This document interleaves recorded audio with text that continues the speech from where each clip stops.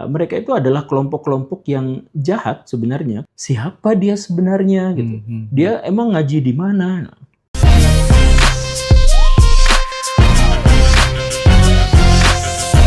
Sekarang rame loh di medsos, Guru Gembul dicap sebagai anti-Islam, keturunan PKI, ya kan? Bahkan mau dibunuh karakternya.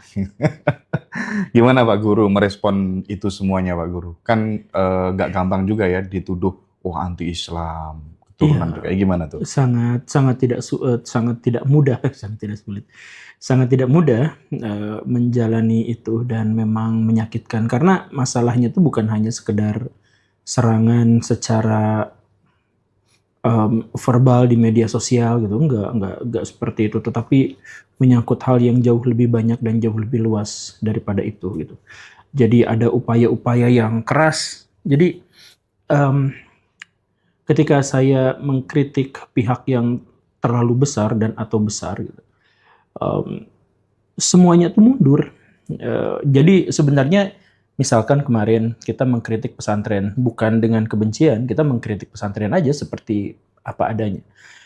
Nah, semuanya tuh udah mundur karena ada intimidasi, karena didatangin, karena digeruduk dan sebagainya. Nah, bisa dibilang satu-satunya yang masih ada di posisinya itu ya saya. Iya. Saya nggak menemukan ada yang lain gitu. Jadi satu-satunya ya saya. Dan karena itu semua serangan itu diarahkannya kepada saya saja gitu. Ada serangan yang bersifat serangan kritik juga gitu, dan itu sangat tidak berbahaya dan itu adalah bagian dari dialektika, bagian dari dinamika berpikir dan bermedia kita. Kritiknya ya. Ada yang seperti itu gitu ya, ada yang kritik data gitu, ada yang kritik apa. Tapi yang jadi masalahnya itu adalah bagian terbesar dari orang-orang yang menyimak itu tuh adalah orang-orang bernalar rendah gitu. Dan mereka tuh mudah sekali untuk digerakkan. Saya tuh coba untuk menganalisis gitu melalui analisis media saya. Ada Enigma, kemudian ada beberapa yang lain. Jadi ternyata yang menyerang saya itu adalah yang nggak pernah nonton kanal saya gitu. Tapi ngambil dari potongan-potongan dari video orang lain yang sudah ada framingnya gitu. Makanya misalkan kritikan atau hujatan mereka itu adalah Guru Gembul bikin konten tanpa referensi gitu. Saya itu adalah pionir konten kreator yang menampilkan referensi di setiap tampilannya. Tapi lah ini emang nonton atau enggak gitu ya. Atau misalkan Guru Gembul pesantren dikritik tapi pemerintah nggak dikritik. Asli ini jadi orang-orang yang tidak nonton kanal saya digerakkan. Jadi dalam sebuah podcast misalkan saya menemukan di media analisis itu yang mengkritik dan menghujat itu katakanlah misal 50% gitu. Nah, ternyata 69% dari 50% itu adalah buzzer, bot serangan. Dan kolom komentarnya tuh template sama itu aja gitu. Jadi tidak ada isinya gitu. Nah, tapi ini tuh maksudnya ada orang di belakang, ada orang besar di belakang yang memang melakukan serangan. Dan karena itulah maka saya pikir saya membutuhkan penegasan kepada para penonton bahwa kita tuh sekarang sedang berhadapan dengan mafia yang sangat besar gitu. Yang kepentingan-kepentingan mereka tuh kayaknya terganggu gitu. Jadi saya mengajak perubahan dan hakikatnya segala sesuatu yang ada di dunia itu berubah dan harus berubah, beradaptasi. Kalau ada lembaga atau institusi atau pihak yang tidak mau berubah mengikuti zaman, satu-satunya alasan adalah karena mereka punya kepentingan dari kemapanan, kan begitu. Nah, mereka tuh bukan agamawan, mereka tuh mereka tuh hanya orang-orang yang menginginkan dapat ya karena mereka sudah mendapatkan apa yang mereka inginkan dan mereka tidak mau beradaptasi karena berpotensi bahwa mereka juga akan kehilangan itu gitu. Kehilangan kepentingan itu. Jadi karena ini bersifat sistematis, maka saya pengen ngajak orang-orang juga untuk lebih bergerak secara sistematis gitu, buat kemajuan bangsa ini karena mereka buzzernya besar dan sengaja bikin framing, sengaja bikin fitnah kepada orang-orang yang tidak pernah nonton kanal saya, tiba-tiba ikut nimbrung dan ngehujat habis-habisan, bikin opini besar, ya termasuk juga soal PKI gitu. Itu kan jelas jelas disengaja gitu. Kayak saya bikin video di sebuah museum pribadi, saya bikin video, saya mewartakan ini adalah peci PKI digunakan pada tahun sekian untuk melakukan propaganda sekian-sekian. Nah, ini bentuk pecinya. Saya begitu kan? Itu videonya. Video itu tidak diambil videonya, hanya difoto ketika saya menggunakan peci PKI itu, dan kemudian dinarasikan, inilah Guru Gembul sedang membuka kedok aslinya.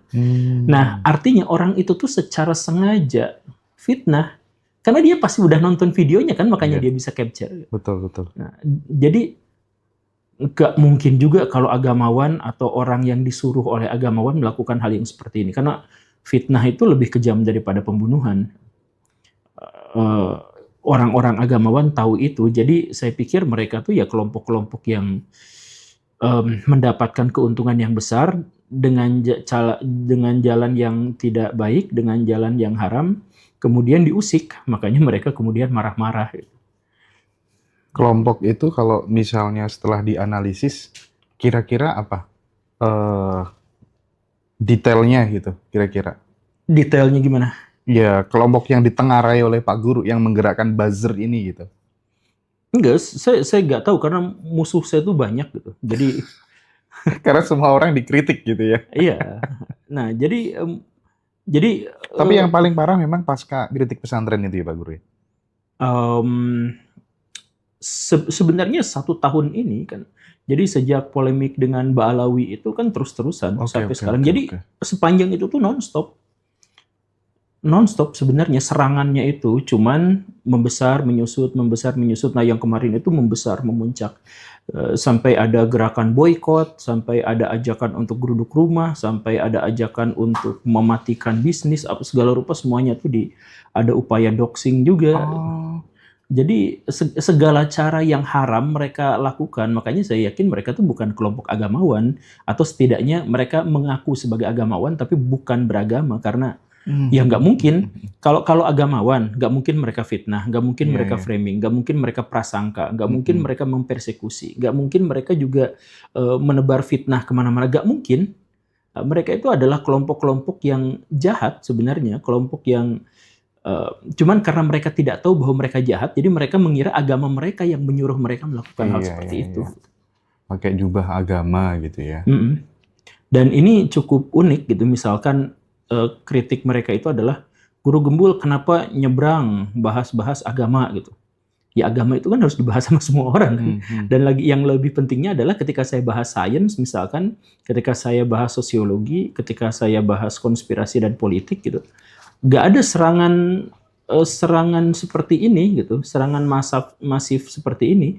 Jadi kalau saya bahas sains, kemudian ada yang mengkritik, mereka mengkritik aja, mengkritik itu isinya, kontennya. Itu bagian dari dialektika ya. Bagian dari dialektika. Ketika saya bahas misalkan antropologi ya, ada yang mengkritik. Ya, kemudian saya bantah lagi, tapi kritiknya itu adalah terhadap konten. Nah kalau ini tuh bukan, tapi sepenuhnya itu terhadap Guru Gembul sebenarnya siapa sih? Jangan-jangan dia antek PKI. Jadi semua hal yang berhubungan dengan pribadi gitu. Bahkan ada pimpinan ormas di Jawa Timur itu yang secara terbuka menjawab Guru Gembul. Dikira jawaban gimana, tapi karena jawabannya jawaban cerdas ini gitu. Ternyata isinya ad hominem. Jadi ngebahasnya tuh sayanya gitu. Dan di kolom komentar, di narasi-narasi yang berbeda, yang dibahas tuh bukan konten sayanya, tapi sayanya gitu. Siapa dia sebenarnya gitu. Dia emang ngaji di mana? Ngaji Roso. Jadi emang pengen membunuh karakter Guru Gembul yang jadi dianggap. Bukan isinya, bukan yang dibahas, bukan isinya, tapi karakter sayanya gitu. Ya memang Anda sangat mengusik ketentraman mereka sih ya. Jadi ketika kemudian nalar kritisnya masyarakat, nalar kritisnya umat itu coba dibangkitkan lewat konten-kontennya Pak Guru gitu. Jadi mereka kayak, waduh kalau gini diterus-teruskan bisa kehilangan pengikut ini saya. Tidak hanya Mbak Alawi, yang ekstremis-ekstremis itu kan juga sangat terusik. Kan? Mereka sangat terusik karena mereka hidup dengan membodohkan pihak lain. Jadi kalau ada pihak yang saya pinterin, mereka tuh panik. Kan mereka kelompok yang tuh, yang ya disitulah. Kelompok yang blokir nomor HP saya juga gitu ya. Yang kelompok yang blokir. Itu kan mereka tuh mengharamkan orang untuk berpikir. Mereka justru mengajak orang untuk menghafal kata-kata yang dikeluarin sama patron mereka. Hafalin.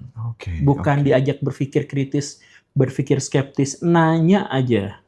Itu nggak dianggap beradab. Gitu. Iya. Nah, jadi mereka tuh sengaja emang untuk membodohkan, dan setelah bawahannya bodoh itu, akhirnya si bawahannya itu gampang ditipu, gitu. Kemudian setor uang ke mereka dan lain sebagainya. Nah, ini masalah yang besarnya itu, dan yang orang-orang bodoh itu ketika dia sudah dewasa, mereka juga tidak mau disadarkan bahwa mereka itu dibohongin. Karena kalau mereka sadar saya dibohongin, ya kesimpulannya saya bodoh selama ini, gitu kan.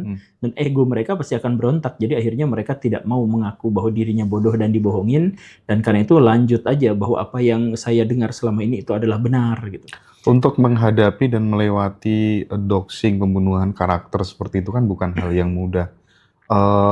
Gimana cara Guru Gembul melewati itu semuanya, dan bagaimana Guru Gembul memberikan pesan-pesan tertentu mungkin untuk keluarga supaya semuanya tetap stabil gitu. Itu kan kalau udah nyerang pribadi gitu, pembunuhan karakter tuh bener-bener menyakitkan sih. Itu gimana tuh? Saya nggak punya taktik dan strategi perlawanan, ya karena saya sendirian gitu. Jadi pihak-pihak yang semuanya setuju dengan saya, dan itu mayoritas, itu nggak berani melawan. Semuanya mundur kan. Jadi saya tinggal satu-satunya di sini. Jadi mereka cuman bergerak di belakang layar. Jadi misalkan ketika saya menyerang feodalisme, habis-habisan, terang-terangan, semua kan nyerang ke saya. Sebagian besar orang itu berpihak pada saya, tapi nggak ada yang berani ngomong. Mereka tuh hanya nitip di WA, Pak, saya dukung, terima kasih menyuarakan isi hati saya yang tidak. Atau kalau nggak gitu komen di komentar YouTube gitu ya, Instagram gitu. Dan tapi mereka juga sebenarnya bikin sebuah gerakan. Dan ini yang kemarin saya ajak. Jadi semua netizen di Indonesia ayo bergerak. Nah, bergeraknya tuh diantaranya tuh apa? Misalkan ya, ini bukan saya yang ngajak, tapi saya juga mengajak ke arah ini. Jadi kemarin misalkan ada video-video dari agamawan yang dulu-dulu tuh diungkit-ungkit lagi, dinaikin lagi, diviralkan lagi. Itu adalah bentuk perlawanan masyarakat sebenarnya terhadap hegemoni dan otoritas ilegal dari orang-orang itu kan. Nah, makanya yang sekarang tuh video lama naikin lagi, video lama naikin lagi untuk membentuk. Jadi makanya saya bikin video yang kemarin itu, saya bilang yang diboikot tuh bukan stasiun televisi, yang diboikot tuh mereka. Masyarakat tuh ngeboikot mereka, cuman nggak ada yang bilang. Dan orang-orang itu sadar dan tahu, makanya mereka marah. Kalau misalkan mereka percaya diri dengan jumlah, mereka percaya diri dengan kekuatan argumentasi, mereka percaya diri dengan akses politik dan ekonomi. Kalau mereka percaya diri, mereka tidak akan seresisten itu. Tetapi perlawanan mereka yang membabi buta menunjukkan bahwa mereka sadar bahwa mereka tuh sekarang mulai dikalahkan. Jadi mereka melakukan segala cara, termasuk yang haram-haram, untuk bisa mempertahankan eksistensi mereka. Itu makanya saya janjikan, entah bagaimana sayanya, tetapi ide-ide saya sekarang, ini adalah ide yang akan dianut oleh masyarakat Indonesia 2-3 tahun ke depan. Saya yakinkan itu. Jadi buat para buzzer-buzzer, buat para orang-orang yang selama ini nyerang ke saya secara personal, saya kasih ultimatum lah. Di kanal ini saya kasih ultimatum. Dalam 2-3 tahun ke depan, keberpihakan kalian itu akan dilecehkan, ditertawakan, dipermalukan sama orang-orang. Maka kalau mau tetap hidup dan bahagia, maka beralihlah ke dalam ajaran agama yang benar dengan cara beragama yang benar, yang tanpa menyakiti pihak lain dan tanpa merusak orang lain, merusak karakter orang lain. Membodohi orang lain. Nah, kembalilah ke jalan yang benar, atau kalian semua akan benar-benar semakin dikucilkan, semakin diboikot.